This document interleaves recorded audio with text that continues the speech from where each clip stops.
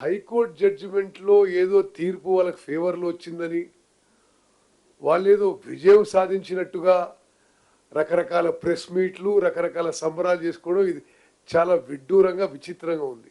ఎక్కడ కూడా జడ్జిమెంట్లో జడ్జిమెంట్లో వాళ్ళకి నిర్దోషులని కానీ, అసలు కాళేశ్వరం కూలిపోవడానికి వీళ్ళు కారణం కాదని కానీ ఎక్కడ కూడా మెన్షన్ చేయలేదు.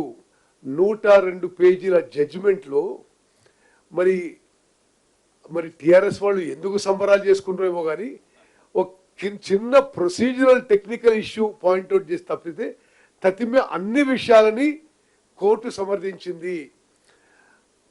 గౌరవ ముఖ్యమంత్రి గారు క్యాబినెట్లో నిర్ణయం ఏం జరిగిందంటే, మరి ఉప ముఖ్యమంత్రి భట్టి గారు, నేను ఇరిగేషన్ మంత్రిగా, శ్రీధర్ బాబు గారు కూర్చొని మరి ఈ కేసులో తెలంగాణ ప్రభుత్వాన్ని రిప్రజెంట్ చేసిన అభిషేక్ సింఘ్వి గారిని, అడ్వకేట్ జనరల్ గారిని ప్రత్యేకంగా సమావేశమై మరి తదుపరి మా లీగల్ యాక్షన్ ఏ విధంగా ఉంటుందో అది మేము డిసైడ్ చేయబోతున్నాము.